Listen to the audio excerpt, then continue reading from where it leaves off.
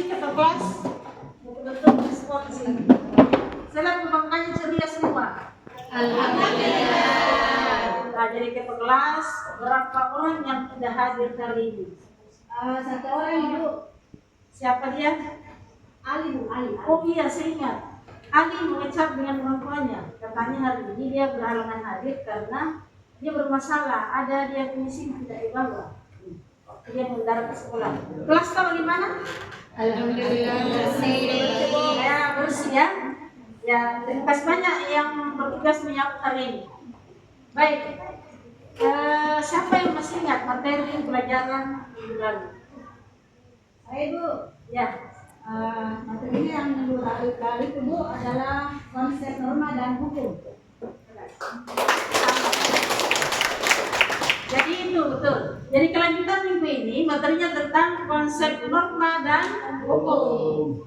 Untuk mengetahui seberapa besar pentingnya itu norma dan hukum dalam kehidupan kita, ada yang bisa mengomentari? Ada? Bu, Ya. norma dan hukum itu kita jadikan sebagai pedoman di dalam kita melakukan kegiatan sehari-hari. Good, sudah. Sebetulnya.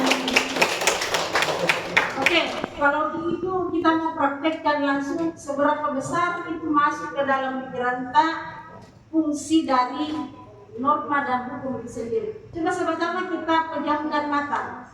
Lalu kita bayangkan bahwa di sekitar kita tidak ada norma dan aturan. Coba pejamkan mata lalu bayangkan seperti itu.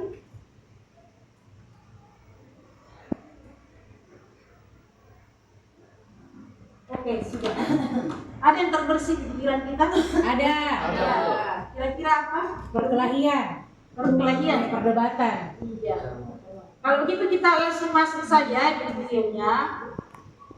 Untuk hari ini, sebelum kita menonton video, mari kita sama-sama mencermati apa isi dari video kaitannya dengan pelaksanaan pembelajaran kita hari ini. Coba saya diperhatikan, disimak baik-baik. Melihat kondisi terkini di depan gedung DPR Senayan Jakarta, di mana salah satu sisi pagar dari gedung parlemen telah dirusak oleh massa dari sejumlah mahasiswa universitas ternama di Indonesia.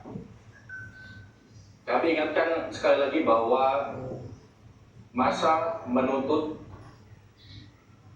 menolak revisi Undang-Undang Pilkada yang diusulkan oleh DPR dan bersama pemerintah beberapa waktu lalu. Oke.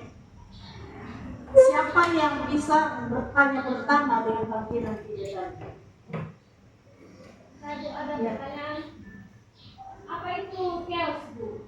Oh iya, ternyata Anda sangat teliti melihat tulisan-tulisan yang ada di atas. Siapa yang bisa jawab apa itu chaos? Chaos. Kacau ya. Ya. Kata singkat kacau. Ya, oleh peristiwa seperti ini saya nanti membawa Anda ke sebuah cerita ya, supaya kita sekaligus bergembira. Jadi ada cerita saya sebelum saya ke sini. Cerita saya itu berkaitan erat dengan peristiwa kekacauan yang ada di mana-mana.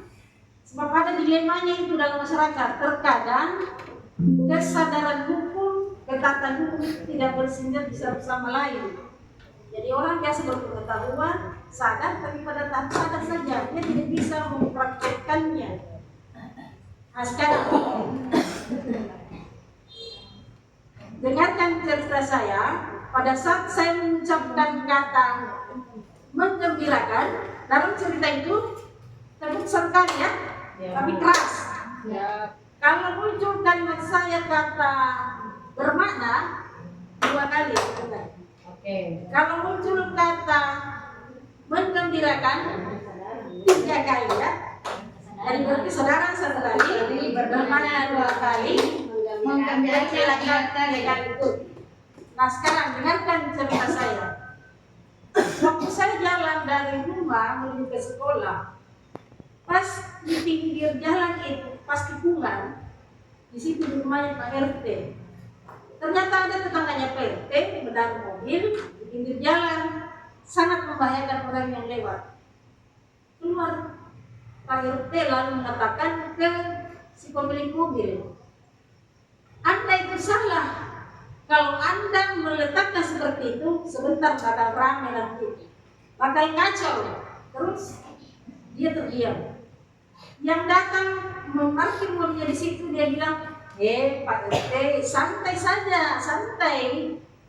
Itu kalau ada kemacetan, bukan ramai. Nanti kita akan bergembira kalau ada keramaian seperti itu. Nah, terus Pak RT terdiam lalu balik bertanya kepada pemilik mobil, Pak, itu hukum tidak diciptakan untuk rame-rame, tapi diciptakan untuk sebuah hal yang bermakna untuk kita.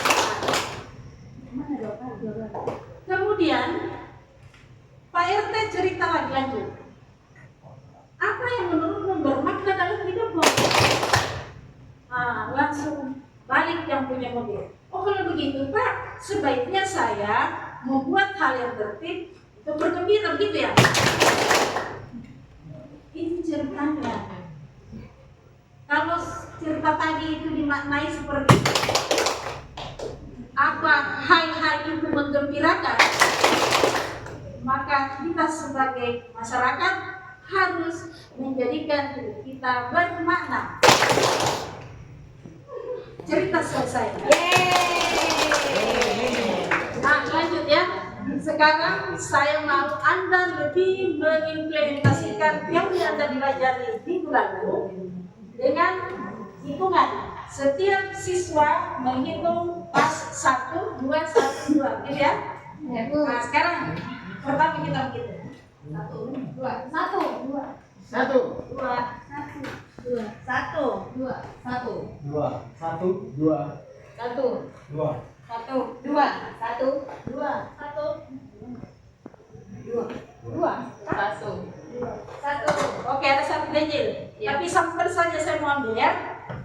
Yang nomor 1, bentuk kalimat, tapi dalam kalimat itu ada kata jika ya, kata jika, tapi kalimatnya harus dikaitkan dengan perbuatan baik. Ingat perbuatan baik. Contoh, jika saya membayar pajak, maka yang nomor 2 itu harus kalimatnya maka. Tapi ini kan rahasia, tidak dilihat kalimat yang kita buat kan. Coba kita berhayal. Kalau di nomor 2 disebut maka, Anda membuat kalimat maka. Contoh, maka pembangunan akan lancar. Jadi yang nomor 1 silahkan, ada kertas bisa bagikan.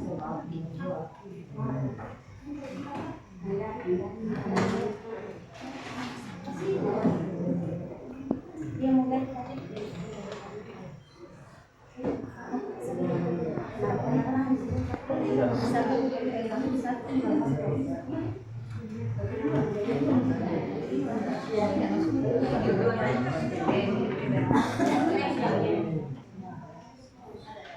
saya nanti tunjuk namanya, baru yang nomor 2 namanya, baru kita cocokkan kalimatnya.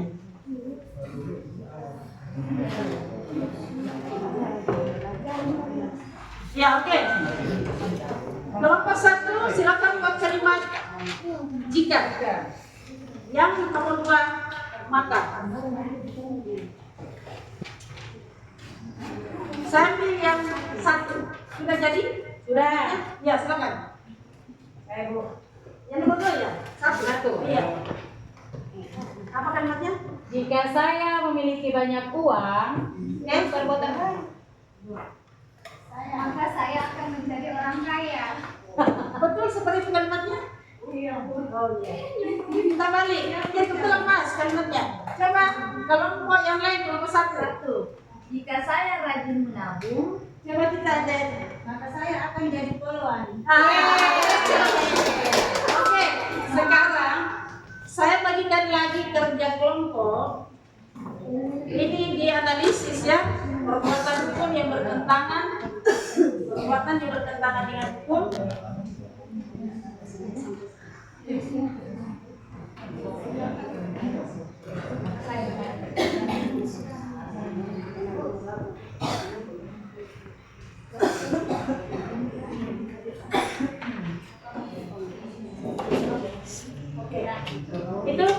silakan. Jadi tugasnya menjawab analisis itu, kemudian Anda implementasikan di dalam peta pikir atau infografis, lalu Anda upload ya. Oke Bu. Nah, cukup mewakili ada satu saja. Ada yang sudah selesai? Oh iya, silakan. Baik, kami dari kelompok 1 akan mempresentasikan hasil kerja kelompok kami. Jadi di sini kasus yang kami analisis yaitu mengemudi tanpa SIM dan menerobos lampu merah. Di sini jenis pelanggarannya melanggar lalu lintas, yaitu mengemudi tanpa SIM dan menerobos lampu merah. Kemudian Siapa yang mau tanggapi? Mulai. Tanggapi langsung. Jadi menurutnya dia melanggar undang-undang lalu lintas karena dia membawa SIM. Siapa mau bicara tentang itu?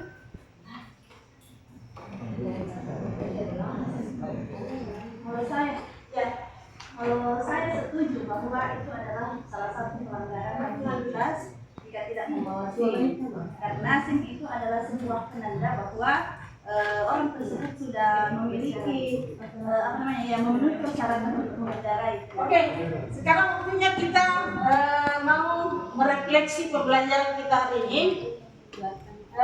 Siapa yang sudah merasakan apa yang Anda rasakan selama pembelajaran, Anda kasih balik ke saya. Siapa yang mau merefleksi bicara? Jadi sebenarnya ulangannya ini saya sudah kirim. Coba lihat di grup. Ada soal di situ. Ada tautannya. Tautannya itu dikerja sekarang, kemudian merefleksi. Ya. Siapa seorang? Oke.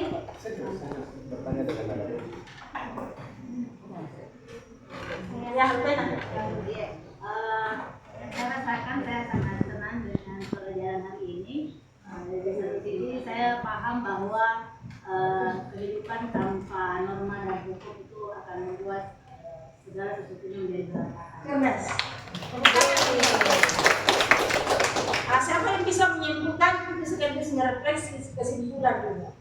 Nah, ingat itu pembelajaran hari ini masih ada kelanjutannya minggu depan.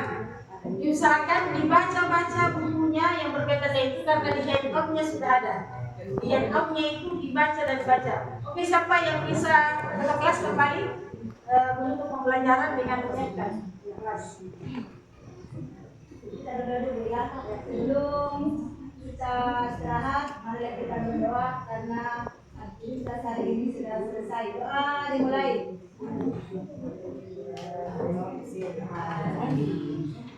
Doa selesai.